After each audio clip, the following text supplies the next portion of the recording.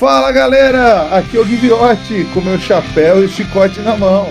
Aqui é o Mr. Everton e já tô com chicote também, viu? Seja bem-vindo ao RebobinaCast. É explorador ou é sadomasoquista? Nunca saberemos. Meu amigo, estamos aqui juntos para falar desse clássico do cinema de ação de 1981, Caçadores da Arca Perdida, que depois foi renomeado para Indiana Jones e os Caçadores da Arca Perdida. Só nesse podcast que ama falar de filme de ação, é lógico que a gente tinha que falar desse, né, Mr. Everton? Claro, e com muita insistência, né? Mas é um clássico. Com muita insistência por sua parte. O próximo que escolhe sou eu, você tá fudido. Não, pega leve aí, viu? Porque, olha, depois de termos gravado Bukaru, né? Eu acho que merecemos um filminho aí que assim, esteja aí um dos melhores filmes de todos os tempos também, né? É verdade. Esse filme foi super bem recebido na época, até hoje é um clássico foda. Passou até gastar fita na sessão da tarde e vamos falar dele depois da vinheta. RebobinaCast, volte ao play dos clássicos.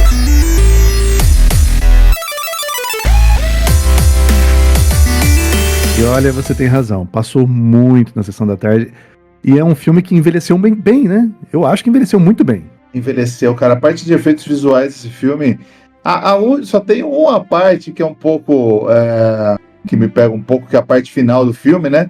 A gente pode até falar disso quando for falar no Cena a Cena, mas é a única parte que pra mim os efeitos visuais ficaram um pouco datados, sabe? Aquela hora que começa a sair as almas. É óbvio que a gente vai falar com todos os spoilers, gente, então, desculpa, você tá aqui e a gente espera que você tenha visto o filme.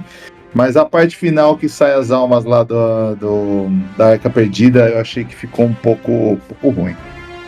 Mas realmente o filme é de 81. Se você for pensar que muita coisa foi feita, coisas práticas, né? É um filme que realmente teve essa parte final, mas envelheceu muito bem. Sim, muito bem, cara. E é um filme referenciado, né? E é um filme muito referenciado, né? É um filme querido por nerds de todo mundo, de todos os tempos, nerd velho, nerd novo, nerd bazinga. Todo mundo ama esse filme, cara. Mas fala aí, quem que tá nele? E não só nerd, né? Ele furou a bolha também, né? Bom, o diretor desse filme é o lendário, é o mestre, é o Yoda do cinema, é o Steven Spielberg. E o elenco, né? Acho que é um filme tão clássico que todo mundo sabe, né? Harrison Ford como Indiana Jones. Esse eu não conheço muito esse cara, eu não sei o que mais ele fez aí. Acho que é ator que tá começando, né? Eu acho que você conhece ele como Solo, né? Como Solo, como Indiana Jones, como presidente dos Estados Unidos no Sim. Air Force One, como... Ele também é o Blade Runner, né? Blade Runner, exato, cara. A lenda máxima, uma das lendas máximas aí do cinema de ação. É verdade. Temos também a Karen Allen como Marion, que, né, acho que assim, o Indiana Jones teve várias mocinhas durante os outros filmes também, mas essa daí eu acho que é a melhor, que eu gostei mais. Ela tá no 4 e no 5, né? Voltam com ela no 4 e no 5, né? É verdade, tem toda a razão. Foi a única que voltou das mocinhas aí. O Paul Freeman, que é o Belloc, ele é o vilão, né? Belloc. Um dos, né? Eu acho que o vilão principal ali, né? E nota, né? Olha que nome de vilão, Belloc. O nome já diz, né? Exato. Você começa achando ele um filho da puta e você tem meio que uma leve esperança, né? Mas no final ele é um escroto mesmo. É verdade, né? Porque ele é um escroto legal, né? Ele tem ali, ele quer ser meio canastrão, né? Ele é o Indiana Jones meio que deu certo ali, né? Porque no final ele é um pouco mais filho da puta, ele acaba sempre trapaceando e se dando melhor em cima do Indiana Jones, né? Então ele tem essa pegada meio canastrão também, ele tenta pegar a Marion também, sabe? E é aquele vilão que você gosta de odiar ele, né? É Ficou meio estranha essa frase. Não, você tem razão, é verdade. Ele é quase um anti-herói, é quase o Indiana Jones reverso, né? Sim, sim. Aí, seguindo aqui, nós temos o John Rhys Davies, acho que é assim que pronuncia, que é o Salah. Conhecido também como o anão do Senhor dos Anéis, né? Olha só, ele mesmo! Olha esse Você não cara, tinha hein? reparado ainda? Eu não havia identificado a pessoa, o ator aí, olha só, hein? Tem uns 25 anos entre o Caçadores da Arca Perdida e o primeiro Senhor dos Anéis, né? Então talvez seja por isso. E a maquiagem de anão também, né? Sim, e ele é o anão de verdade nesses filmes aí, viu? Ele deve ser maior do que eu, esse cara, né? Mas a gente chama ele É verdade, de é verdade. acostumado com o Senhor dos Anéis. Temos o Ronald Lancey. Eu não lembro desse personagem agora, hein? Todd. O Totti é aquele... Lembra o nazista que queimou a mão e ficou com o negócio lá? Então, sim, ele. É o nazista que dá medo. Ele dá medo mesmo, hein? Esse rapaz, ele é tenebroso, ele é do mal, né? Ele é do mal. E temos aí o Denholm Elliott, que é o Brody. O amiguinho bundão do Indiana Jones que nunca tá nas aventuras junto com ele. É verdade, é verdade. E aqui corrigindo, o John Rhys Davies, né, o nosso querido Salah, ele tem a minha altura exatamente, ele tem 1,85. Tem um personagem que não está aqui na lista principal, mas que vale citarmos, que é o Alfred Molina, né? Que é o... É que ele faz uma cena, né? Então, é por isso que meio fica de fora do elenco principal aí, né? Ah, mas a nerdaiada gosta, que ele era o Dr. Octopus, né? E foi o primeiro papel dele, né, nesse filme. É verdade, é verdade. E tem um insider aí que... Você viu que nesse pequeno papel que ele aparece, tem aranhas nas costas dele. E depois no filme que ele tem bastante destaque, que é o Homem-Aranha, ele tá enfrentando o Homem-Aranha, né? Olha aí. Exato. E eu só falando rapidinho dessa cena das aranhas, ficou muito marcante.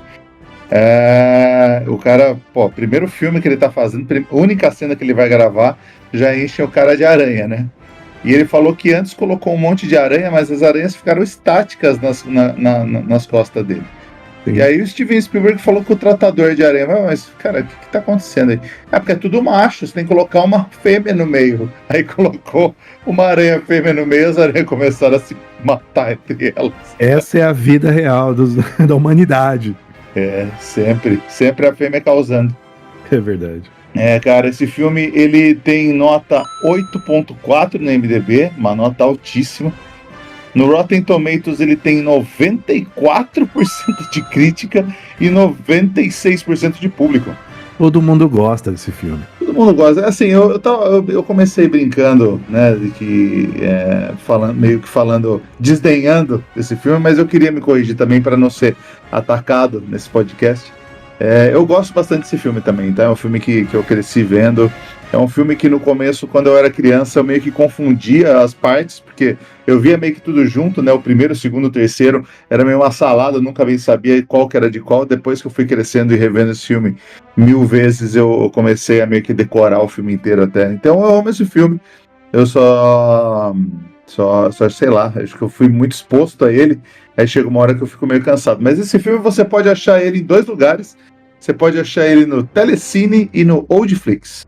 Você tem razão num ponto aí, que ele é um filme muito cultuado, de fato, mas quando assistimos, tenho a impressão que não havia uma sequência, né? E só depois de mais velho que eu fui ver o 1, o 2, o 3. Eu acho que, na minha opinião, até o 3 ainda são os melhores, mas depois só que eu fui ver na sequência. Cara, eu infelizmente vi o 4 e 5. Eu gosto de fazer de conta que eles não existem. Eu vivo melhor assim. Talvez seja uma dica para você tentar pensar assim: cara, morreu no 3, não teve outro 4 e 5. Deixa quieto, faz de conta que não existiu e talvez seja melhor para sua consciência isso. Também concordo. O roteiro, ele é de ninguém mais, ninguém menos que o nosso queridão George Lucas, né? O principal roteirista é ele, quem criou a história foi o George Lucas. Acho que você já ouviu falar dele de algum lugar aí, né? Sim, grande parceiro aí do Steven e, bom, criador da master série de filmes Star Wars, né? Exato, exatamente, como não? Tem outros dois caras que ajudaram eles, que são caras que contribuíram bastante aí nos anos 70 e anos 80, que era o Philip Kaufman, o cara que fez, entre outras coisas, aí bastante faroeste. Ele fez Josie Wales, Fora da Lei, é um filme com o nosso queridão Clint Eastwood. E o Lawrence Kasdan, ele fez roteiro também de bastante coisa ele é um cara que ajudava bastante o George Lucas, então ele fez aí o Império Contra-Ataca, ele fez Retorno de Jedi, ele fez praticamente todos aí da série aliás, acho que os dois primeiros do Indiana Jones, então ele contribuiu bastante aí, ele é dois parças do nosso querido George Lucas, mas o principal roteirista que criou a história do zero, pensando no Harrison Ford, foi mesmo o nosso queridão George Lucas. Eu acho que foi uma parceria muito bacana entre o George Lucas e o Steven Spielberg, né? Que durou os 4 primeiros, né? O Steven Spielberg só não voltou pro 5º filme. Ele soube quando parar, né? Deveria ter parado no 3º, vai por mim. Esses filmes mais clássicos são igual De Volta pro Futuro. Não precisa de sequência. O 3º filme já acaba ali como chave de ouro, né? Nossa, podia terminar a série com ele cavalgando com o pai dele ali no deserto, junto com o Salah. Final feliz, cara. Falando da origem do nome, que é por causa do cachorro dele. Pô, cara, podia ter terminado aí, né? Sim, mas... Podia ter terminado... Mas o Hollywood gosta de espremer, né? Mas então, você sabe por que teve sequência, Everton? Você sabe por quê? Só pode porque deu dinheiro, né? Porque o filme custou 18 milhões e fez 400 milhões. Cara, 400 milhões de 1981 é muito dinheiro. Se fosse, assim, convertendo, daria mais de 1 bi, né? Então é lógico que os caras vão fazer sequência disso até cansar. Você tem toda a razão. E eu acho que de todos os filmes que nós já falamos aqui, é o que mais teve rentabilidade, né? Porque... Nossa, são muitas vezes o lucro do filme, né? Cara, teve mais do que o Buckaroo Banzai, por exemplo. Não é difícil, né? Mas também esse filme...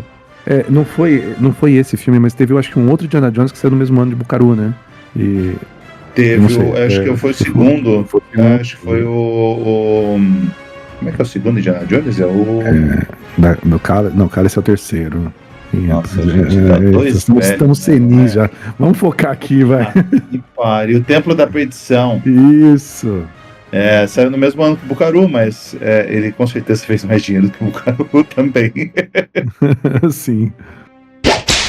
Ai, cara, esse filme, esse filme ele deu muita bilheteria, ele com certeza foi muito alugado. E com certeza muitas pessoas pegaram lendo a parte de trás da caixa, como você vai fazer agora, Mr. Everton. Olha, e eu vou te falar, a capa do filme, né? A capa da caixa, ela é linda, né?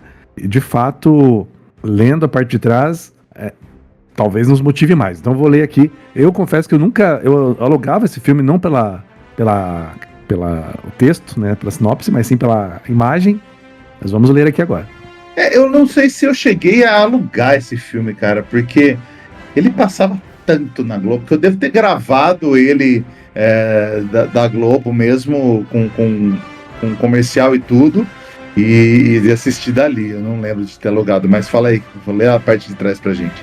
Não, mas você tem toda a razão também com relação a isso, né? Isso é uma característica que a galera mais nova não sabe o que a gente tá falando, mas antigamente era isso aí, você tinha que gravar, você podia gravar, né? Os filmes que passavam na TV. Não é que podia, né? Não sei se tinha. A gente nem pensava nisso. Podia. Se você tinha um videocassete em casa e passava na televisão, ali tá domínio público. Você pode gravar. Você não pode ganhar dinheiro em cima dele e vender, mas fora isso, gravar você pode. Obrigado. Deixou a consciência mais limpa, então. É isso aí. Bom, vamos lá. Lendo a parte de trás da caixa. Junte-se ao lendário Indiana Jones, Harrison Ford, em uma das maiores aventuras cinematográficas de todos os tempos. Indiana Jones e os Caçadores da Arca Perdida foi cuidadosamente restaurado e remasterizado quadro a quadro, com certificação THX e som digital. Na companhia de sua decidida e independente ex-namorada Mary Heavywood, Carey Allen, o arqueológico embarca em uma empolgante missão para encontrar a misteriosa Arca da Aliança. Ele vai ter que descobrir a Arca antes dos nazistas e sobreviver às armadilhas, venenos, cobras e traições. Explore as escuras selvas da América do Sul, as agitadas feiras do Cairo e uma ultra secreta base submarina, tendo Indiana Jones como seu guia. Muito bem. Cara, como não alugar depois de ler isso, cara? Não, e outra, isso aí mostra também, interessante que essa legal você ter trazido essa descrição, porque ela já tá meio que atualizada, né? Porque houve ali um remaster, né? Inclusive colocaram a tecnologia THX, né? Cara, porque você tem que ver que o George Lucas, ele é um mala do caralho, né? Então, assim, tudo que ele faz tem que ser, a cada 10 anos, o cara faz um refresh tecnológico e relança essa porra. Que nem tem 1 milhão de versões de Star Wars, tem 1 milhão de versões do Indiana Jones, porque o cara é esse chato, mano. Ele vai lá, fala, não, tem que atualizar e relança, e é isso aí. Essa daí, desculpa, eu achei a parte da caixa que era de um DVD e não achei a fita VHS, então ela já veio com esse textinho aí de remasterizar. É mais uma forma dele ter dinheiro infinito aí, né? Porque ele não para de lançar, né? De relançar. Ele ainda ganha dinheiro com o Indiana Jones, embora ele não ganhe mais dinheiro com o Star Wars, porque ele vendeu pra Disney, né? Ele fez um desserviço pra gente, né? Vendeu por só 4 bilhõezinhos, né? Então, coitado. Nossa, tá triste, é verdade. Tá chorando na casa dele lá, vendo o Mandalorian. Verdade. Mas olha só, esse por trás da caixa, ele não dá muito spoiler, né? Ele cita alguns vilões ali, mas eu acho que foi bem competente, viu? Sim, que é o lance do Indiana Jones. Um pouco da mesma pegada do 007, né? No sentido de ser gravado em várias locações diferentes.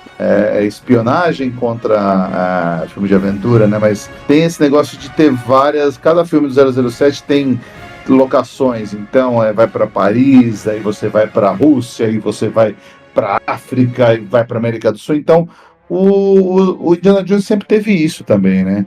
Verdade, ele tinha toda uma questão de explorar as regiões, né? E é legal que quando ele pega um avião qualquer para fazer algum trajeto, mostra um aviãozinho no mapa, né? Isso é bem legal. Sim, isso é uma coisa que a franquia manteve para todos os filmes, né? Que acabou virando uma marca registrada, assim como as transições e coisas que acompanham franquias mais duradouras. Mas falando em duradouro, Everton, sabe o que tem que ser duradouro também? O nosso podcast, né? O nosso podcast e o like que as pessoas dão nas redes sociais. Concordo com número, gênero e grau. Então, fala pra gente onde encontrar o nosso podcast nas redes sociais. Olha só, você pode nos encontrar no Instagram, no rebobina.cast, no YouTube, com @rebobinacastbr. No Spotify é só nos localizar ali. Procurou como RebobinaCast, já vai nos achar. Temos nosso site também, que é o rebobinacast.com.br. Em breve em outras plataformas, mas vai lá, siga a gente, curta, compartilhe com o amiguinho, ouça os nossos episódios, compartilhe os episódios também, pode comentar, se gostou, se não gostou. O nosso site também permite vocês fazerem comentários, totalmente aberto, críticas, fiquem à vontade, nos procurem. Com certeza, gente. Estamos aí para vocês. Siga a gente. O Instagram tá com quase 400 seguidores. Já passamos aí de 500 seguidores no nosso digníssimo YouTube. Então, gente, obrigado para todo mundo que está seguindo. Por favor, vamos ajudar a gente a continuar crescendo aí. É isso aí. Muito obrigado. E vamos falar um pouco do contexto histórico do Harrison Ford, de onde surgiu o nosso querido Harrison Ford, o que ele fazia antes de virar ator. Ele era um mestre carpinteiro, Everton, você sabia disso? Olha só, hein? Essa aí eu já tive de falar, mas que virada de vida, hein? De carpinteiro para um dos maiores atores de Hollywood. Eu já ouvi falar uma lenda também, isso, né, nunca foi muito confirmado, mas eu já ouvi pessoas comentando, que ele vendia maconha pro pessoal de Hollywood também. Então tá explicado, né? Mas ele começou fazendo cenografia e vendendo coisas de carpintaria, foi o que ajudou ele a pagar para fazer curso de ator e veio a estrear como, claro, nosso querido Han Solo em Star Wars. E depois de um papelzinho pequenininho ali no Apocalipse Now, ele teve Império Contra-Ataca e aí já emendou com esse filme. Só a atuação dele como Han Solo, assim, já dá uma gabaritada, né? Cara, e é muito louco se você pegar o que foi Indiana Jones, desculpa, que a gente costuma associar os dois sempre, né?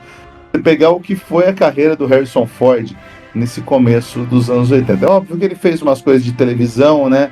Antes de conseguir o papel no Star Wars, mas depois de Star Wars, ele fez uma coisinha ali, um papelzinho menor ou outro, o papel no Apocalipse Now, e aí teve Caçador. Olha essa sequência, Everton. Na boa. Ó, Caçadores da Arca Perdida 81, Blade Runner 82, Retorno de Jedi 83, Indiana Jones Templo da Perdição 84, cara. Pô, é sacanagem. É um currículo e tanto, né?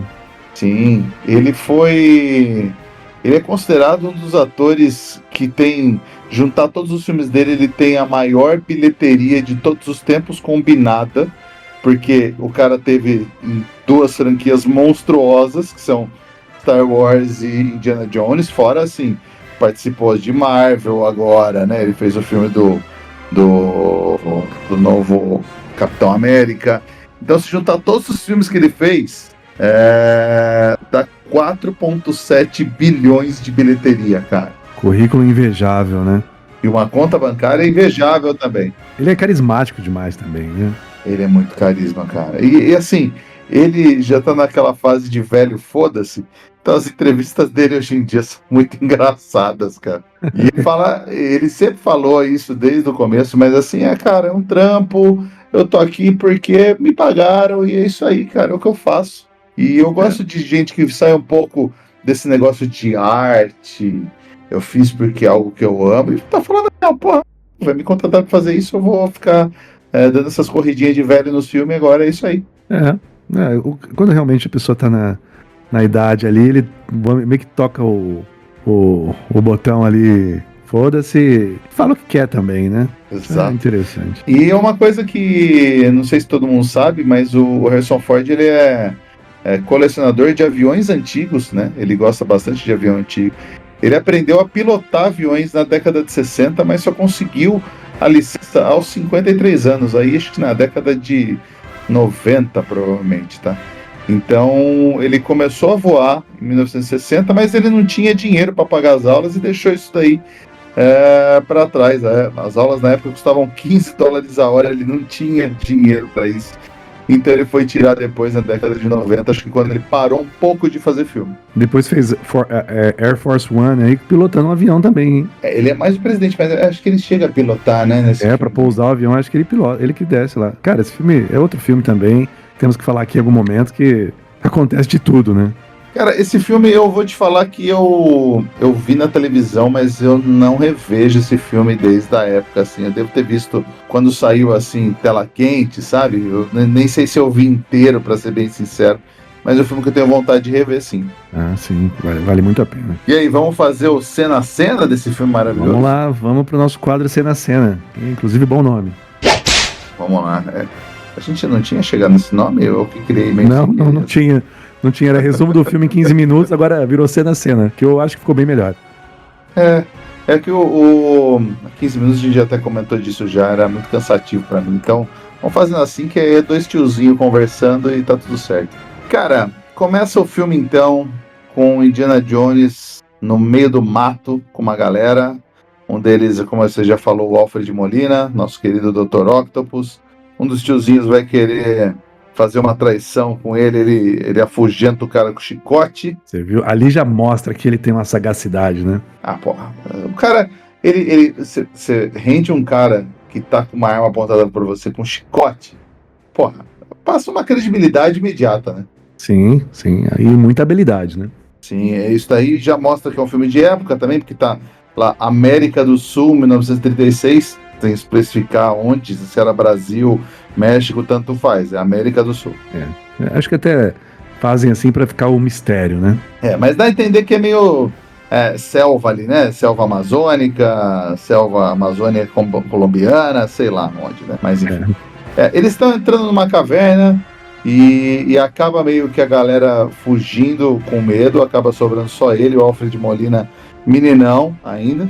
Eles passam e tem aquele clássico frame das costas dele lotada de aranha, que a gente comentou agora há pouco. É interessante que primeiro o Molina, ele fala pro Indiana Jones que tem uma aranha nele, e tira, né, a aranha das costas, e depois o Indiana Jones fala pra ele se virar e tem 10 mais vezes aranha do que tinha nas costas do Indiana Jones. E aquela aranha caranguejeira, mano, que parece um caranguejo, né? Não, okay, totalmente. Caranguejeira, faz sentido. Olha aí, hein? Olha só. Rebobina é cultura. Olha só, veja bem, né? Então, cara, o Indiana Jones, ele é muito safo, ele já sabe que vai ter várias armadilhas, então ele se prepara. Inclusive, a hora que ele tá entrando, alguém fala, acho que o Alfred Molina mesmo fala que ninguém saiu dessa caverna com vida. Ele pega um saquinho de areia, que você não sabe muito bem por que ele tá fazendo isso, mas depois você vai descobrir que é para você colocar no lugar do ídolo quando tirar, porque vai ter armadilhas de todos os jeitos. Sim. Veja que ele já previu a armadilha, né? Porque ali ele nem havia visto ainda o amigo que havia chego na frente, né? O outro arqueólogo. É verdade, tinha um outro arqueólogo, né, que sumiu procurando isso daí, né? Isso, e depois aparece morto numa armadilha. Ele acho que vê até o documento do cara, né? Ele saca que é o cara que foi antes dele lá atrás desse ídolo, né? É curioso, essas armadilhas desses lugares, elas sempre têm uns mecanismos, assim, muito diferentes, né? Por exemplo, na hora que eles estão chegando, o Molina, né, o Dr. Octopus, né? Tá indo na frente, daí o Indiana para ele com a mão e fala, espere. E aí ele pega o chapéu dele, ou coisa assim, e passa em frente uma luz. E aí que vem um monte de garras com muita força, que foi... Acha, não é? Não. É um monte de garras onde apareceu o colega dele, arqueólogo, que havia sido morto, né, na armadilha. As flechas são um pouco antes deles chegarem no ídolo, que tem uns negócios no chão, símbolos no chão. Aí o Indiana Jones dá uma arriscadinha ali, aí vem uma flecha e ele para bem na tocha. Agora, cara, que arquitetura para fazer essas armadilhas. É impressionante. Sensor de luz então, e tudo. Cara, vamos imaginar que eles já tinham essa tecnologia mesmo e não é só para deixar o filme interessante. Não mesmo. Aí tem a parte que você falou na sequência, né, do ídolo, né? Exato, que ele vê o ídolo e assim, cara, vamos colocar o ídolo com luzes vindo de um jeito que ele vai brilhar no escuro quase. Sim, ele é dourado, mas ele brilha no escuro. É verdade, tem toda uma iluminação ali, né? Que dá um charme, né? Exato. E ele vai e tira, só que assim, é claro que no momento que ele tira, meio que dá a entender que ele pegou o peso certo, porque é óbvio, né, que ele vai pegar um saco de areia do nada e vai ser o mesmo peso exato do ídolo que ele nem sabia que existia. É mesmo, totalmente. E aí, cara, começa aí tudo pro caralho, ele sai correndo, tem aquela icônica cena daquela bola gigante atrás dele, né? Quando ele tá fugindo, aquilo já foi tirado sarro em 1 milhão de filmes, já foi feito todo tipo de homenagem possível e imaginável para aquela cena. Tem toda a razão, é uma cena clássica demais, né? Sim, inclusive acho que no pôster do filme até tem a bola gigante também, né? É verdade. Mas tem todo um ponto também que, aí pesquisando um pouco das curiosidades, eu vi que o som dessa bola, que eles estavam com dificuldade, foi um carro andando num pedregulho. E eles gravaram e virou o som do... Maravilha, hein? E aí na hora eles estão fugindo, precisa do chicote dele para pular o precipício. O Alfred Molina vai antes e ele pega o chicote, porque ele é um sacana e ele quer pegar o ídolo para ele. e ele fala pro Dr. Jones, me joga o ídolo que eu jogo o chicote pra você. E ele caga pro Indiana Jones, pega o ídolo e deixa o chicote lá. Indiana Jones consegue dar um pulo de, 10 metros e chega do outro lado e consegue se salvar e vê o Molina, espatifado na próxima armadilha. Pois é, ele não prestou atenção. Não, é porque assim, uma coisa é você tá lá do lado do Indiana Jones te salvando, outra coisa é você passar pelo mesmo lugar que você passou antes sem Indiana Jones. É um arqueólogo diferenciado, né? Exato. Enfim, ele vê um bonecão ridículo lá do Alfred Molina, um bonecão muito fake. Nossa, totalmente. Eles economizaram ali, viu? Sim, e até quando eles estão entrando, eles falam da tribo Rovito, né, que estava atrás deles. E a hora que ele sai, ele é automaticamente surpreendido pelo quê? Pela tribo inteira, junto do Belloc, que é o francês, que é o maior inimigo dele. E o Belloc tinha uma vantagem, que ele sabia falar o idioma da tribo indígena, né? Sim, e ele lança um BOzinho, né, pra eles. Ela fala, esse daqui é o deus de vocês. E aí fica todo mundo pagando um pau pra ele e fazendo o que ele manda. Tem toda a razão. Cara, uma cena que eu lembro também, desde a infância, é do cara que era o piloto de avião pescando no rio, com o avião parado. É verdade. E ele começa a gritar, língua avião! Totalmente desesperado, correndo, e os índios atrás, né? Sim. E aí, cara, a gente tem eles fugindo, é óbvio que os índios todos atrás, eles conseguem fugir, porque afinal o filme chama Indiana Jones e o Tempo da Perdição. Aliás, Tempo da Perdição não, olha. Chama Indiana Jones e os Caçadores da Arca Perdida. Caçadores da Arca Perdida. Esse é o segundo filme. Desculpa, a gente é velho.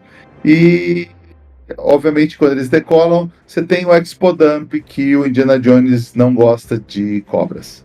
Tem uma curiosidade aí, que o barulhinho do avião ligando o motor é um barulhinho não sei se é do som dos tiros ou também da nave X-Wing do Star Wars. É o mesmo barulhinho. E tem um negócio também do código do lado, né? Tem um... Também tem do C3PO. Muito bem. É C3PO, né? Que tá escrito do lado do avião, né? Isso mesmo. Tem um monte de... Todos os filmes de George Lucas, eles têm esses easter eggs, né? Do Star Wars aí, né? Totalmente. E esse filme tem mais um a depois, né? Tem, né? Eu até anotei quando a gente chegar lá, a gente fala. Vamos lá, vamos seguir. Senão, esse filme tem muita coisa, senão a gente não vai terminar. Esse filme, como a gente sempre diz aqui, tem muitas camadas, né? Esse tem bastante, de fato. Cara, eles chegam... mostra depois nos Estados Unidos, né? O Indy... se descobre que ele é um professor universitário, além de ser arqueólogo, né? E todas as mulheres... Todas as alunas amam ele. É verdade. Eles querem ficar com ele. Fica todo mundo pagando um pau nele o tempo inteiro. E tem a cantada mais estranha de todas, né? Que a menina escreve I love you nas pálpebras, dos olhos. Cara, eu notei isso, é verdade, né? Eu fiquei pensando, quem que escreveu isso pra ela? Pra que ela piscasse para o professor? Como você vai escrever isso na sobrancelha, cara? É impossível. É impossível. Alguém deve ter escrito pra ela. Ou então ela fez uma tatuagem. Pois é, mas ela vai amar todo mundo, hein? E ficou cega, né, depois de fazer a tatuagem. Ficou cega, né? O Marcus, que é o amigo dele, o Brody, né, vai falar com ele e fala que o pessoal da CIA quer ver ele, fala que chega o pessoal da CIA, eles falam que o ex-professor dele, o Ravenwood, ele fugiu e tá sumido e parece que os nazistas contrataram ele para... Aí tem todo o papo de contexto bíblico, fala que era uma arma, que assim, estava perdida no Templo de Salomão, onde ninguém sabia onde é o Templo de Salomão.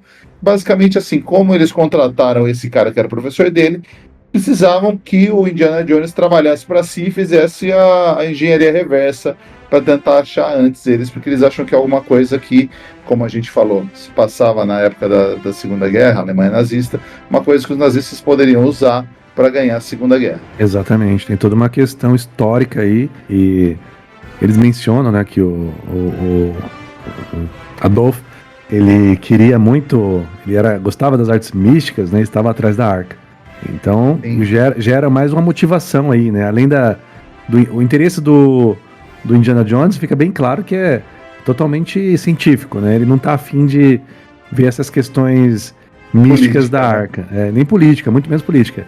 O negócio dele é mais científica, e ele fica preocupado com relação ao dinheiro do que iria para o museu, essas coisas. Exato. Ele quer descobrir a parada, porque ele é o amante da história. Ele fala que a cidade onde a arca estava escondida no Templo de Salomão, ela foi engolida por uma tempestade, e desde então ninguém sabe onde foi, que é como se fosse Deus tentando esconder essa arca, porque é um negócio que ia dizimar a humanidade, enfim. Tem todo um misticismo blá blá blá por trás, né? É uma arma quase de destruição em massa, né? Exato. E assim, para ele descobrir onde está a localização exata, ele tem que ter o bastão. E o bastão que ele acha que está com o professor Ravenwood, que ele tinha isso. E só com esse bastão ele consegue ter a localização do Poço das Almas, que vai, na verdade, a ponta do bastão é aquele medalhão que depois você descobre que está com a Marion, e corta a cena. E enfim, tem o blá blá blá do Marcus, do Brody com ele lá, e ele tá indo pro Nepal atrás da Marion, deixa assim a entender que ele e a Marion, que é a filha do professor, tem um passado, e corta a cena, ele tá no Nepal. E daí nessa imagem já mostra que os vilões já estão na cola dele, né? Sim, é verdade. A hora que ele pega o avião pro Nepal, já tem um nazista ali disfarçado de olho nele, com certeza. E você chega, a Marion tá num bar no meio da neve, deitando um campeonato de tequila, velho. Eu vou dizer pra você que eu gostei muito dessa personagem, porque eu acho que ela foge totalmente do estereótipo da mocinha em perigo, porque ela tem uma personalidade forte, ela tem as suas opiniões e sentimentos ali pelo Indiana Jones, e ela é boa de birita, boa de porrada, e se vira muito bem com uma panela ali, né, com uma frigideira dando porrada na galera. Sim, é até um negócio que sempre marcou muito mais esse filme pra mim do que o Templo da Perdição, que é o segundo, que eu gosto bastante também. Mas, cara, a mocinha do Templo da Perdição me irrita profundamente, cara. Nossa, demais, é horrível, aquela garota só grita. Nossa. Que eu acho que ela era namorada do Steven Spielberg na época, uma coisa assim. Foi antes dele casar com a mulher atual dele. E por isso, ou essa mulher é casada com o Steven Spielberg, não sei agora, sem pesquisar. Mas enfim, ela era alguma coisa do Steven Spielberg, por isso ela tá no filme, mas ela é uma péssima atriz, ela é insuportável, ela tá sempre chorando e tendo que ser resgatada. Isso a Marion é 1000 vezes superior a ela, com certeza. Nossa, demais. A Marion é a melhor, eu não sei, coadjuvante, né?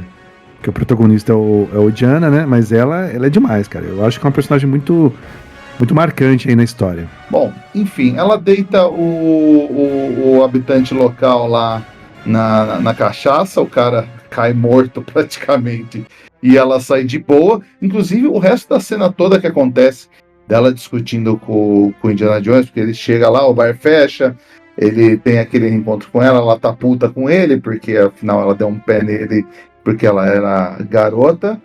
E, cara, é impressionante como ela ficou sóbria no segundo, né? Porque, assim, ela tava num tanto que o outro cara tava quase caindo. Pra ela foi imune à tequila, né? Não, ela tinha uma mega resistência, né? Tanto é que mais pra frente no filme ela tenta usar esse mesmo skill que ela tem, né? Ela tem muito XP aí de aguentar a tequila, cachaça, essas coisas. E o cara, depois você descobre que o Belloc também, o pai dele, era dono de marca de bebida, por isso ele também... Olha, essa parte é muito engraçada. Sim.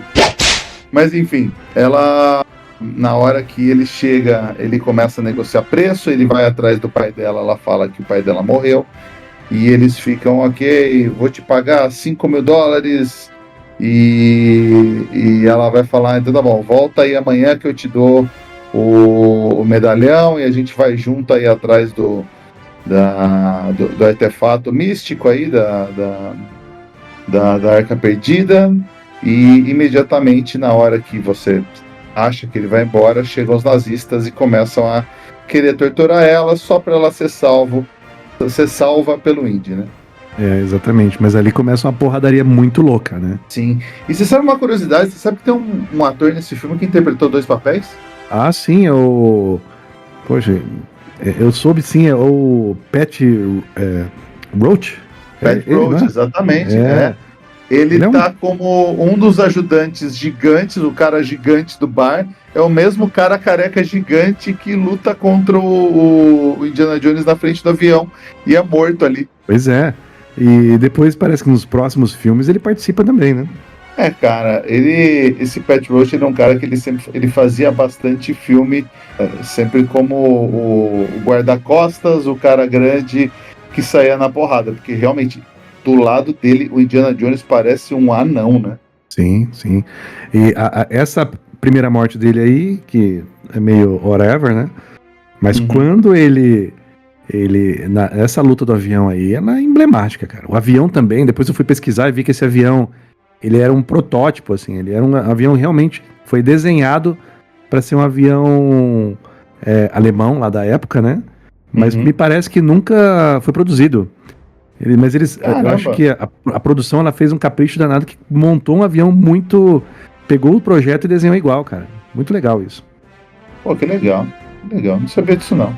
Mas o Pat Roach, ele é gigante e ele morre 2 vezes. O cara tinha 1,96 de altura. Olha aí, realmente. E ele faleceu em 2004 aí. Uma leve curiosidade. A única felicidade dele é que ele não participou do 4º filme, né? Exato. Mas ele teve em outro filme também, que provavelmente a gente vai falar em algum momento aqui, que é o Conan o Destruidor, o segundo Conan.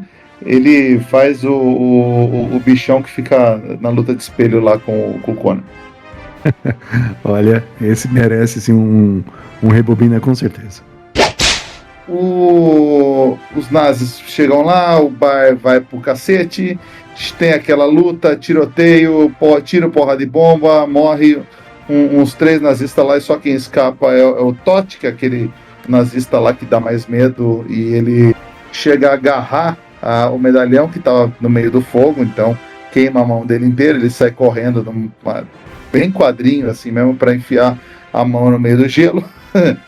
Pois é, mas olha o plot disso, né? Porque ele queimou a mão na peça que localizava a arca, ficou marcado na mão dele e depois eles utilizam isso no filme. Então, utilizam, mas isso não serviu de nada, na verdade, né? Não ajuda em nenhum momento os nazis a chegar no Indiana Jones, né? Porque não era preciso, né? Exato. Mas, cara, tem depois eles indo embora pro Egito, né? Porque eles, como o pessoal da CIA falou, já tinha o Belloc com os... Aliás, eu não sei se eles falam do Belloc, né? Eu acho que ele descobre que é o Belloc depois, mas ele sabe que os nazistas estão no Egito procurando a arca, e é óbvio que é para lá que o Indy vai, junto com a Marion, encontrar seu amigo Salah. Sim, sim. E aí mais uma ceninha de avião, né? Quando eles chegam lá no Egito, tem toda uma apresentação do Salah, né? E apresentação do próprio Cairo, né? Que é uma imagem muito bonita ali na cena, né? E certamente tá nos nossos itens de curiosidade, mas que eles tiveram que retirar centenas de antenas que estavam ali naquela cena logo na fachada, né? Onde eles estão ali conversando. E só para uma cena assim de 2 minutos, nem isso. Impressionante. Sim. Esses filmes que são de época sempre tem um trabalho, pelo menos os bons filmes, né?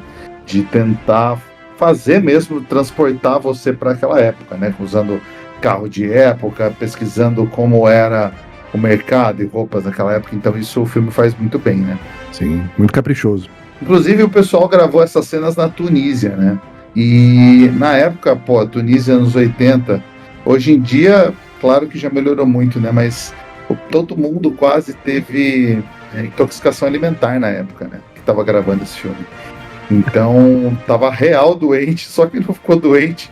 Foi Steven Spielberg, que ele levou 1 milhão de lata de espaguete, como se fosse um miojo em lata, e ele ficou comendo só isso durante a gravação inteira, e foi o único que não pegou intoxicação alimentar. Se salvou, foi preparado.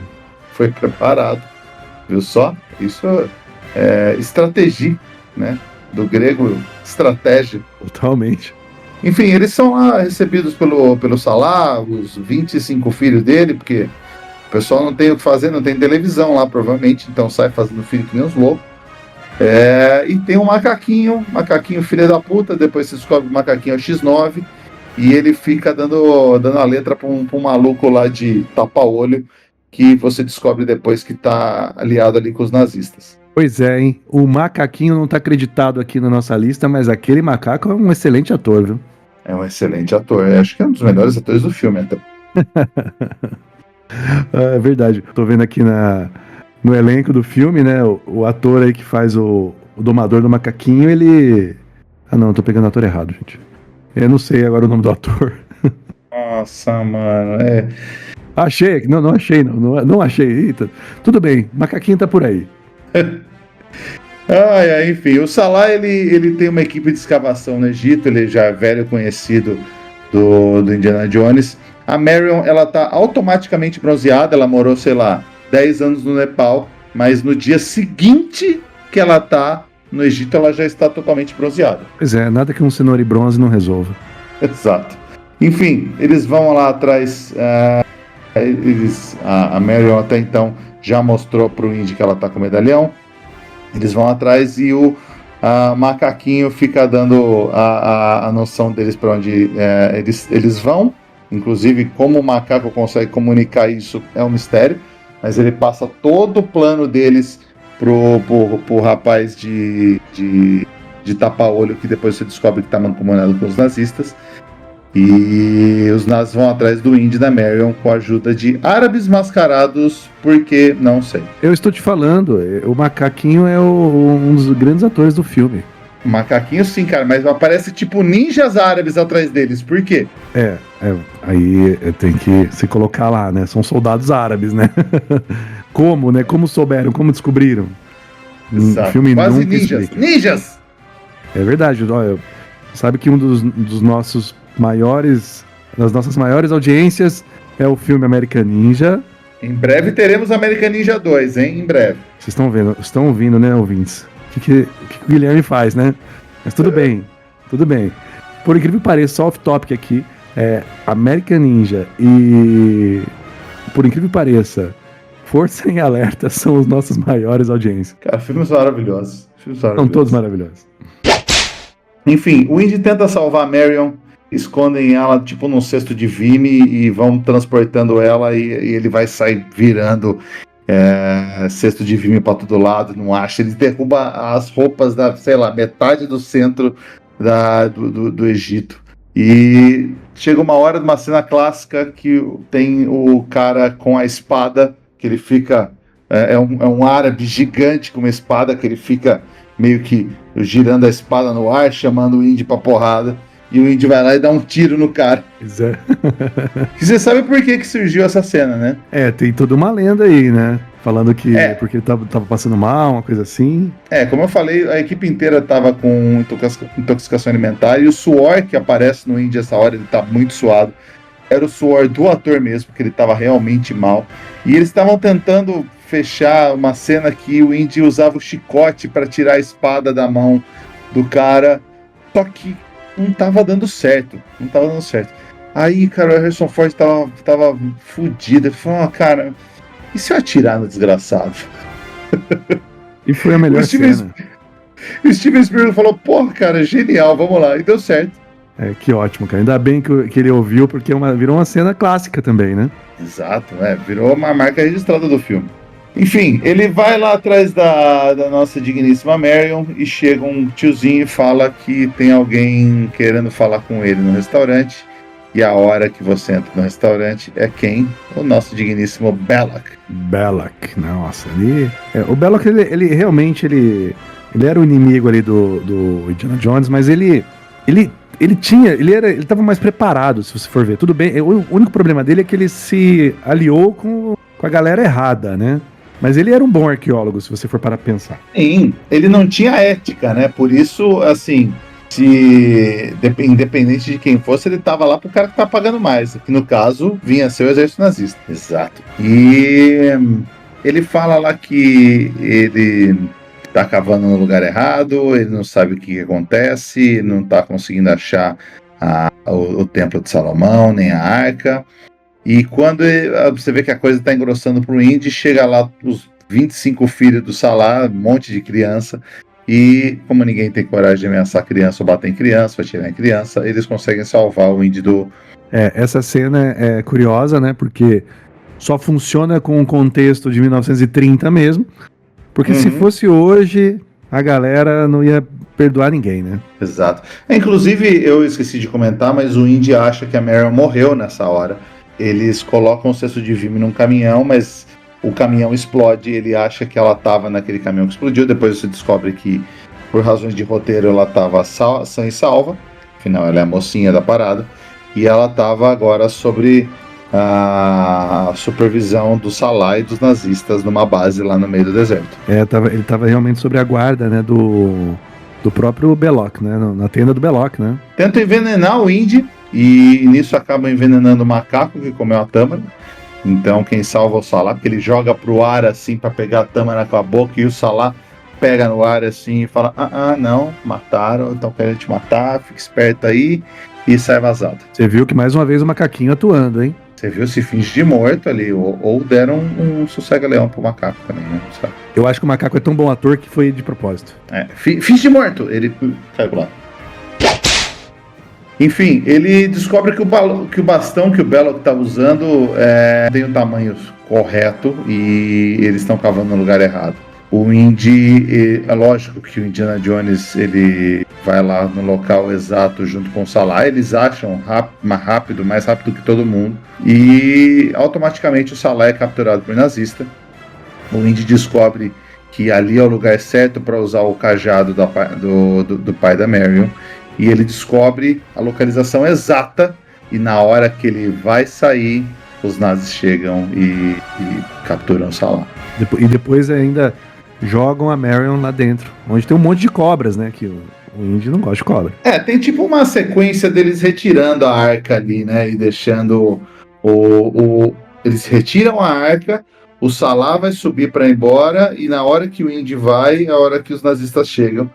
E o Indy detesta a cobra, como ele já disse no começo do filme. Ele tá trancado com, sei lá, 80 cobras lá no meio do nada.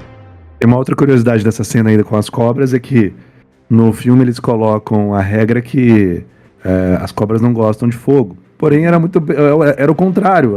As cobras gostam do calor, porque elas são um animal de sangue frio. Sério? Então eles ficam ali jogando fogo, só que tava atraindo as cobras. E teve uma maior dificuldade aí, viu? Que delícia, cara. Pois é.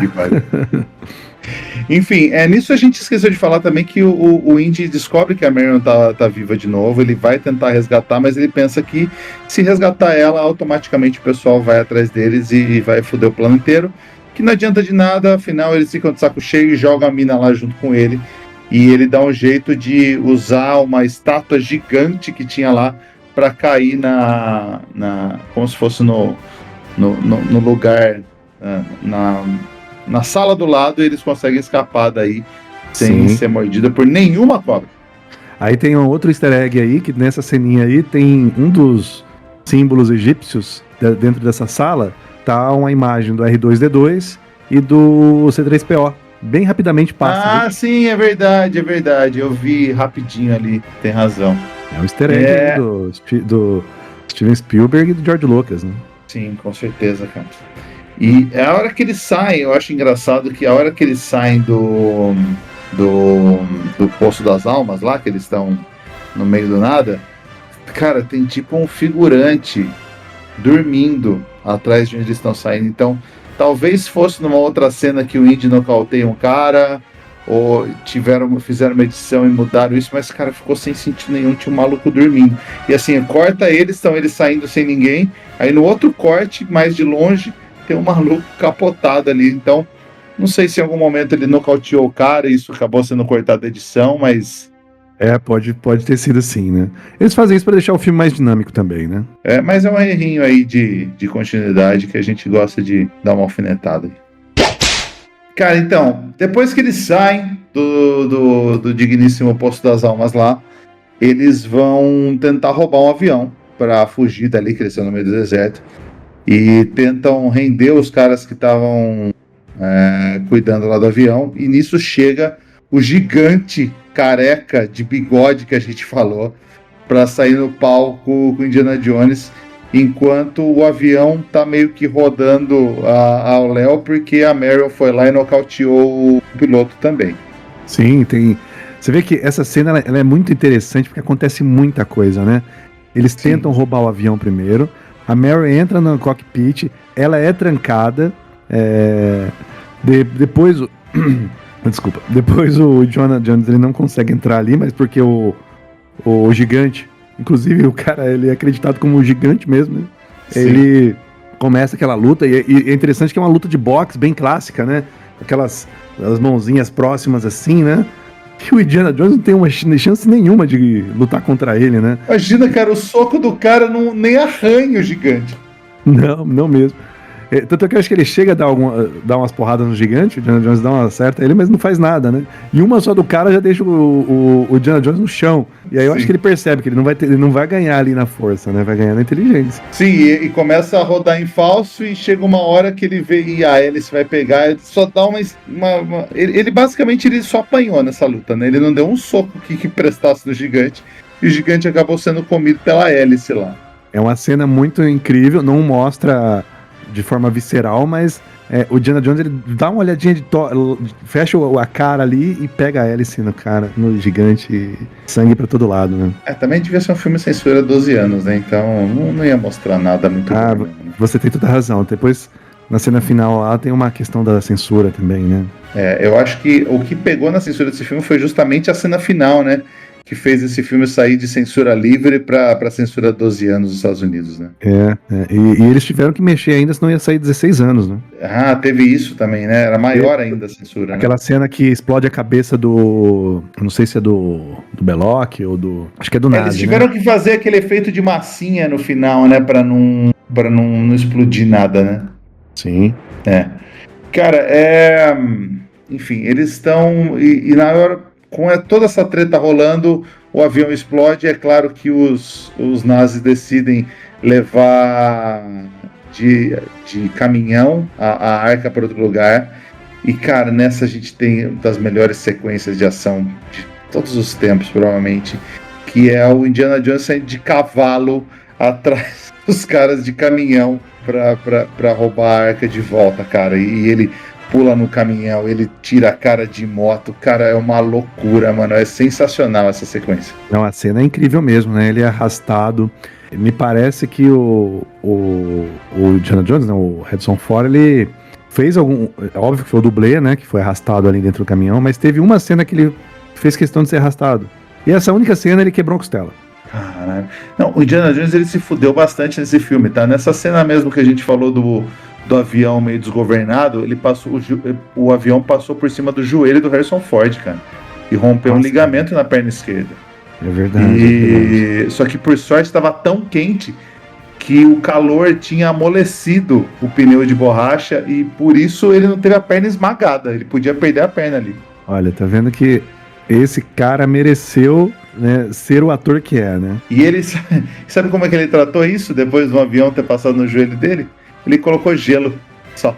Isso aí, era outra época. Se fosse hoje, com a galera do Tela, teria que fazer uma cirurgia. Vai falando lá pro Ryan Gosling fazer isso. Imagina, o cara ia ter que colocar titânio no joelho. Capaz mesmo. Bom, eles vão... o Indy consegue roubar o caminhão.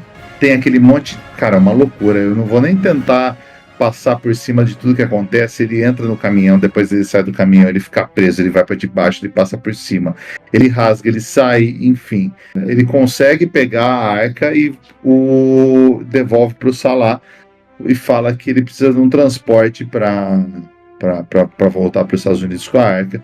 E o Salah consegue um barco para ele. É verdade, de uns piratas, né, uma coisa assim. Nossa, como coisa assim? Você não viu o filme? Não, eles eram piratas, não eram? Sim, eram piratas. Tô te sacaneando só, desculpa.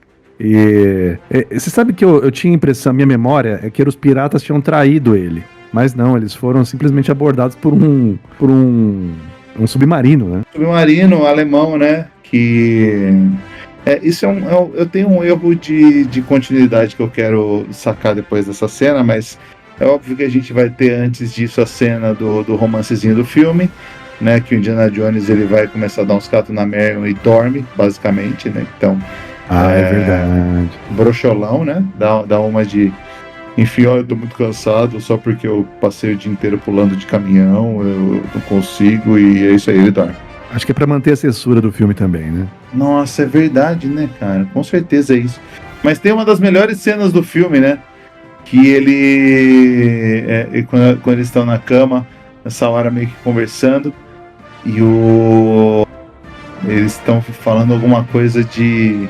ela fala pra ele, você não é o homem que eu conheci há 10 anos. Ele fala, não são os anos, é a milhagem. Cara, o Harrison Ford, ele sempre faz frases muito boas nos filmes dele, né? E o melhor, cara, é que essa frase saiu na hora ali, ele não tinha ensaiado, não estava no roteiro, foi ele lançando essa, foi no improviso, e o Steven Spielberg falou, cara, maravilhoso, deixa aí. Você viu que o Steven ele soube aproveitar o improviso, né? Com certeza, cara, com certeza. Mas essa é uma das melhores frases do filme, com certeza. Da vida, né? Da vida. É a milhagem que a gente tem aí que faz a gente ficar melhor. São os anos, cara. É o que você fez, é a milhagem. Maravilhoso. Enfim, o submarino alemão, ele para, eles estão atrás do nosso querido Indiana Jones, que consegue se esconder. Eles tiram a Marion e levam a Marion embora. Tentam falar assim... O pirata, eu não sei se ele foi filha da puta porque ele queria salvar ela, ou simplesmente queria ela de escrava sexual. Deixa isso meio aberto. Tá? Entender que ele é bonzinho, mas tem que lembrar que eles eram piratas, né? Por isso que eu acho que eu tinha essa lembrança, né? É meio ambígua, né? Mas eu acho que eles queriam salvar, porque o Indiana Jones ele não tinha sido localizado nesse momento no navio. Ele até fala que o cara morreu, né? Ele fala que morreu e foi jogado no mar, né? Isso. Mas, cara, uma coisa que me incomodou, foi a única coisa que me incomodou em termos de continuidade nesse filme, foi assim, o Indiana Jones, depois que o submarino vai embora, o Indiana Jones, você vê através dos olhos do Katanga lá, que era o capitão, que ele tá no submarino dos alemães. Só que assim, você já viu como um submarino funciona? Então, aí eu vou defender um pouco o filme, porque eu também tive o mesmo pensamento que você.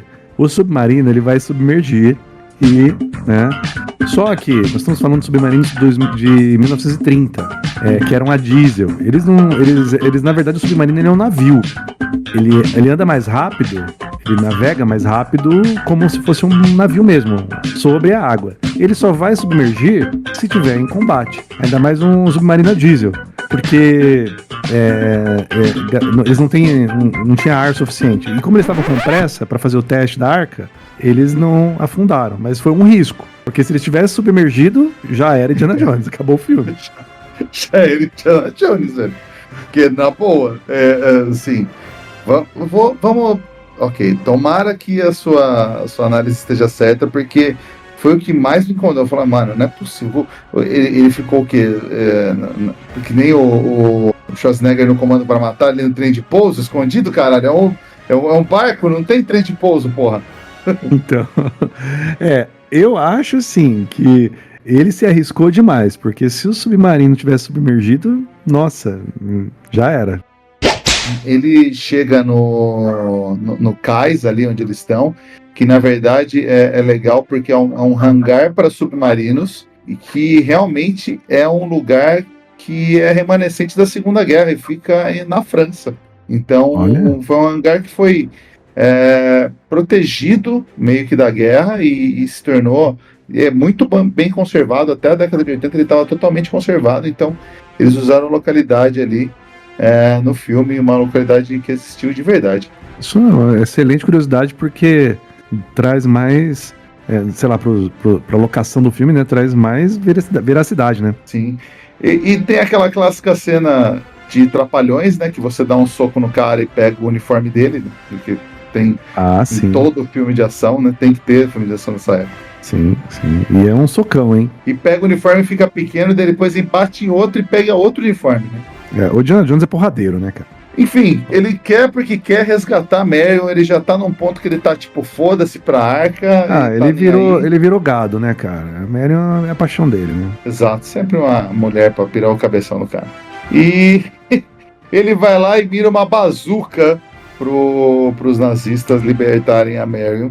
E o Belloc fala, cara, mas peraí, você não quer ver aberto mesmo? Você tem certeza? Você vai destruir o tesouro da humanidade, uma relíquia dessa? E ele, o lado... Fez um Mind Games, né? Fez um Mind Games no Indiana Jones. Eu tô falando, cara, o Belloc é o melhor vilão, cara. É verdade. Eles vão lá e ele desiste da bazuca, mesmo porque ele é rendido, porque ele fica uma hora nessa, se vai ou não vai. Eles são meio que colocados como se fosse uma oferenda, porque eles são presos numa barra, numa madeira lá, como se fosse uma oferenda para os deuses. Só que o Indiana Jones, ele muito safo, ele fala, não importa o que acontecer, você não abre o olho. E é isso que salva os dois. Que o resto vai todos os nazistas vão pro caralho imediatamente. Você sabe que existe uma teoria também nesse filme que fala que é o seguinte, se o Indiana Jones não tivesse barrado o envio da Arca, barrado não, né? Não tivesse impedido o envio da Arca, ele teria acabado com a Segunda Guerra, né? Porque essa Arca ia ser aberta lá na frente do Sr. Adolf e depois iria resolver o problema da Segunda Guerra. Só que eu acho que essa teoria é furada, né? É uma teoria, eu já vi várias teorias sobre isso, que ele, na verdade, não faz diferença nenhuma pra história, né? Mas, basicamente, assim, cara, uma vez que você abre essa arca e morre todo mundo que tá perto, você não vai abrir essa arca de novo perto de ninguém importante, cara. Exatamente. Por isso tá furada a teoria. E, assim, como você vai transformar isso numa arma se todo mundo que tá perto da porra da arma morre dos dois lados, cara? Não serve de nada. E, tipo, e a Marion teria morrido, né, também, né? Porque se ela se aliasse ali aos nazistas, ela ia automaticamente morrer também, né? Sim. Foi uma... Mas foi um final bacana, viu? Eu acho que vale a pena a gente falar da cena em si, né? Que dos efeitos especiais. Mas o Indiana Jones foi muito sagaz, né? Porque eu acho que ele viu o livro, né? Ele já estava sabendo ali o que poderia acontecer, né? Na verdade, se você reparar em todos os filmes do Indiana Jones, ele nunca mata o vilão principal, né? É sempre o tesouro que está sendo perseguido ou a ganância do cara em pegar o tesouro. Se você pegar... Nossa, verdade. Ele nunca mata o vilão principal.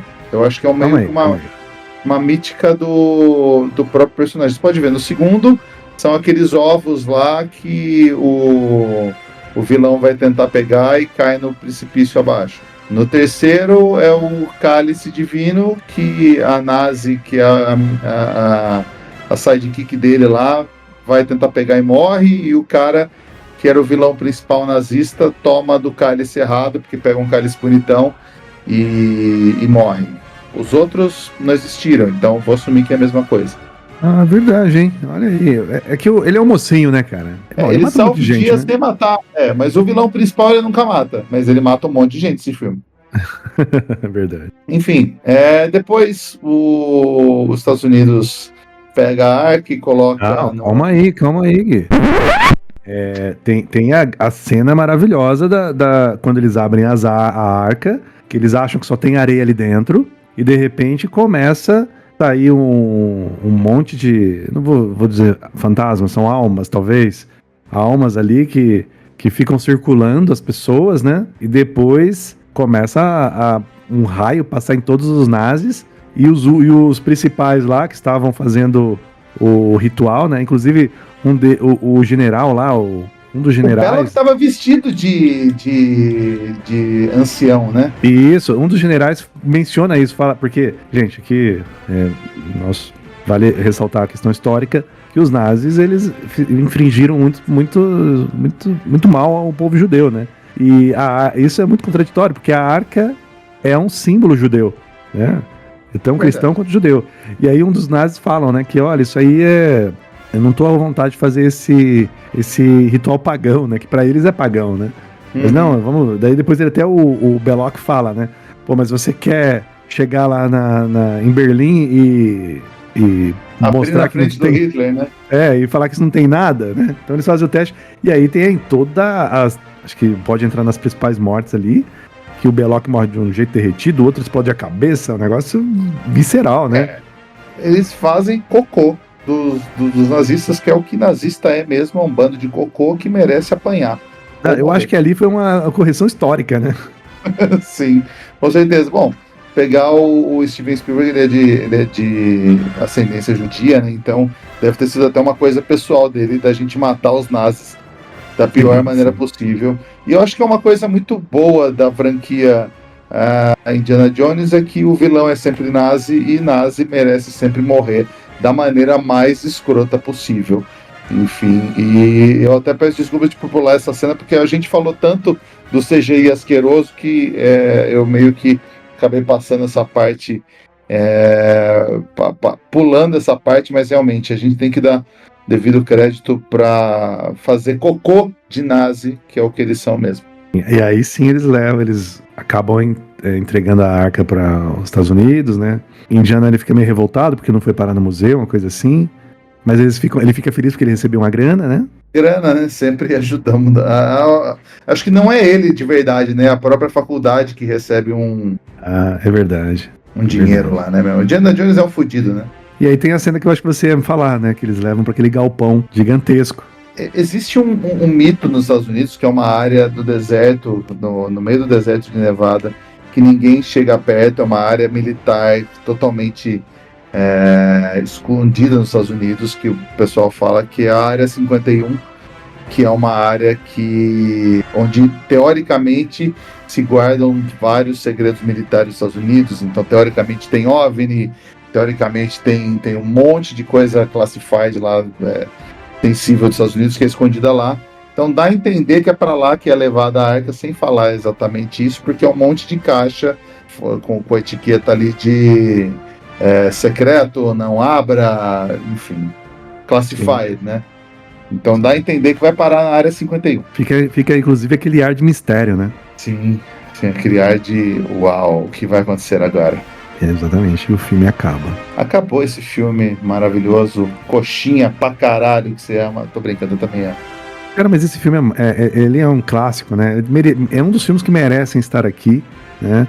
E de fato ele é um filme hypado, comparado aos dos quais nós já fizemos, mas tem o seu valor, né, pro cinema. Inclusive, várias cenas são parodiadas em outros filmes, né? Sim, e vale lembrar também que esse filme ele ganhou 4 Oscars, né? É o primeiro filme que a gente fala aqui que com certeza ganhou Oscar. Esse filme ganhou melhor direção de arte, melhor edição, melhor som e melhores efeitos visuais. Muito bem lembrado. E cara, as contagem de corpos desse filme a gente acabou nem falando. O Indiana Jones ele mata 19, seguido bem de perto pela Marion, que mata 11 pessoas nesse filme. Olha aí, tá vendo que personagem? Ela não é uma mocinha a ser resgatada, ela ajuda, de fato. É a mocinha que mais matou gente aqui, se bobear, nesse podcast até hoje. Sim, ela tem uma personalidade muito forte. Cara, quer falar de algumas frases? Não tem tanta frase. Não tem tanta frase. Esse filme marcante, ele é muito de ação, né? Ele é de aventura. Você já falou uma maravilhosa, né? Que não são os anos, a quilometragem, né? Pra mim essa frase tá no topo, vou até usar ela. Cara, vamos lá. Qual que é a sua... A gente dá basicamente 2 prêmios aqui nesse podcast. Eu acho que o primeiro prêmio é pro prêmio Xambin, de melhor morte. Xambin, pra quem não lembra, é o ator que morre em praticamente todo o filme que ele tá. Então a gente sempre premia a melhor morte do filme. Qual que é o seu Xambin desse programa, Everton? Olha, eu vou te falar que eu estou em 2. Tá? Uma que é visualmente chocante, mas tem uma que, embora não mostre, é igualmente marcante, né? Que é a do gigante no avião, que ele, numa luta de boxe ali, em que Indiana Jones tava tomando uma porrada atrás da outra, e a cena foi muito bem coreografada, e de repente o cara morre numa hélice de avião. Essa cena pra mim é incrível. É o Xambin mesmo. Eu acho que não tem como argumentar muito não, cara. O cara vira cocô, praticamente. E assim, é meio uma salvação Deus Ex Machina? Talvez um pouco, porque assim, era o único jeito do Indiana Jones ganhar essa luta é acontecer alguma coisa e esse cara explodir. Realmente ele explodiu. Sim. As outras é também, né? Quando abrem a arca, que o Belloc, ele derrete, né? Ele simplesmente derrete ou explode a cabeça, não sei qual dos dois que explode ali, mas também é emblemática, mas eu acho que essa aí do gigante ganha o prêmio Chambinha aí, na minha opinião. Com certeza. Não, ganha fácil. Não tem outra morte que deixe esse filme tão marcado como essa. E agora o outro prêmio, talvez o prêmio mais cultuado deste podcast, que é o prêmio Cigano Igor de pior atuação do filme. Quem é o seu? Eu vou te falar que esse filme só tem ator bom, né? Só cenas boas. Por isso que tá tão bem pontuado aí no B, nas avaliações aí em geral, né, do público, etc. Eu vou te falar que talvez o ator que eu vou falar são duas opções na minha cabeça aqui. Um é o Sr. Molina, que é o ator lá do começo do filme, que ele tem pouca cena, mas ele ganharia o prêmio só por conta do molde feio que usaram pra mostrar que ele morreu, logo no começo. Ou não, o Brody, né? Eu não sei, eu colocaria esses dois na fila aí, né? Cara, esses são os dois que eu tava pensando. O Brody eu tava pensando em dar pra ele, mas tem razão, porque o Alfred Molina, assim, não dá pra julgar muito a primeira atuação do cara, da vida praticamente, né? Primeiro filme dele. Então, ele é uma atuaçãozinha bem sem vergonha, assim mesmo. Os outros, assim, não dá pra dar muito pra capanga, porque é o cara que tá ali pra fazer uma cena, né? Uma cena de porrada, então não tem muito como ter uma atuação ali. Eu acho que vai ficar por Alfred Molina mesmo, então, o vencedor do prêmio Cigano Igor de atuação. Parabéns a ele, hein? Parabéns, Alfred Molina. Com certeza, eu sei que você deve estar na sua casa aí, de pijama, ouvindo a gente, e com certeza você ficou muito feliz com isso e vai colocar esse troféu junto. Nossa, não ganhou Oscar, mas enfim, ganhou muita coisa. Isso aí. Pelo menos ele ganhou alguma coisa aqui com a gente, cara. Olha só. Pelo menos ganhou aqui a gente reconhecendo o nosso querido Alfred Molina. Pois é, mas ele já. Eu tô vendo aqui que ele ganhou já como. Só indicado pelos colegas ali. Cada M ali, né? Mas nunca ganhou muita coisa. Sim, é óbvio que ele é um ótimo ator, o Alfred Molina. Só tava no começo ali da carreira dele, né? Então é normal não tá no auge ainda, né? Mas a disputa tava complicada ali, porque esse filme só tem ator bom, né?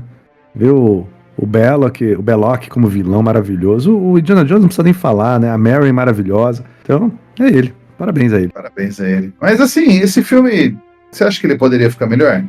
Sempre pode ficar melhor. Sempre. Sempre. E sabemos com quem, né? Com Arnold Schwarzenegger. Como esse filme ficaria melhor, Mr. Evan? Venha comigo se quiser viver. Olha, pra começar, ele... bom, ficaria muito melhor, né? O cara é um tanque humano, né? Comparado ao Harrison Ford, aliás, eles nunca atuaram juntos, não é uma pena, né? Porque... Calma aí. Atuaram no Mercenários, né? Verdade. 3. Poxa vida, então vivemos pra ver isso, né? Uma ceninha, outra junta ali, né? Nada muito expressivo, né? Pra começar, eu acho que ele nem usa chicote, né? Não sei. Cara, o chicote dele seria o quê? Uma bazuca, assim. O braço dele, né? O braço dele é um chicote, né? Ó, e se fosse o Arnold, talvez ele teria ganho ali do gigante na luta, hein? O Arnold é maior que aquele gigante, provavelmente. Rapaz. Ia ser difícil achar um cara maior. Mas imagina, cara, se ele fosse o Belloc. Imagina. Indiana, listen to me. Listen to me. I'm a better archaeologist. I know how to communicate with these Indians. They're my friends. Imagina, cara, isso seria épico demais. Não, seria. E aí talvez ele não estaria junto com os nazis, né? Ele seria ele mesmo. E eles iam ter que sair na porrada, porque o Arnold ele nunca sai na porrada com o Belloc, né? Mas assim, a partir do momento que você tem o Arnold, você precisa de alguém para tentar chegar perto dele, não ia conseguir, o Arnold ia varar o Indiana Jones com soco. Eu acho que o filme não seria Indiana Jones, né? Seria Belloc. Seria Arnold. Seria Austriana Jones. Áustria. Pô, com certeza, com certeza. Ai, cara. Bom, a gente tá chegando no final do programa e a gente sempre termina o programa para indicar filmes aqui com a mesma pegada. Então, fala sua indicação de filme, sem indicar as sequências aí, mas outro filme na pegada de Indiana Jones, assim, qual você sugere? Você sabe que tem um filme que eu vou pesquisar o nome dele aqui, que tem a mesma pegada do Indiana Jones, mas é uma coisa de joia do Nilo. Deixa eu ver aqui, joia... A Joia do Nilo é com o Michael Douglas e a Kathleen Turner. O próprio, esse filme aí, cara, que eu sempre achei que tinha uma pegada meio Indiana Jones ali, um pouco mais moderna, né? Cara, mas você sabe que esse filme foi um daqueles filmes feito por outro estúdio justamente para tentar surfar o hype mesmo, né? Você tem razão. Olha só, e tá na Disney Plus, hein? Fácil achar. A Joia do Nilo tá na... Eu sei que tem a Tudo por uma Esmeralda, que é a continuação dele, que tá no Disney Plus também. Mas a Joia do Nilo... não, aliás, o Joia do Nilo é a continuação do Tudo por uma Esmeralda. Olha só, então eu estava confundindo. Eu falei que era uma joia, mas é a Esmeralda mesmo. E você tem razão, a época do filme é a mesma ali, hein? O Tudo por uma Esmeralda é de 84 e o Joia do Nilo é de 85. Então foi feito ele bem depois, pouco depois do Indiana Jones. E ele é bem essa pegada mesmo, com certeza. Olha aí. Então essa é a minha sugestão. O filme não é o Indiana Jones, né? Mas também tá mediano ali. Cara, eu já vou pro lado mais trash, né? Sempre.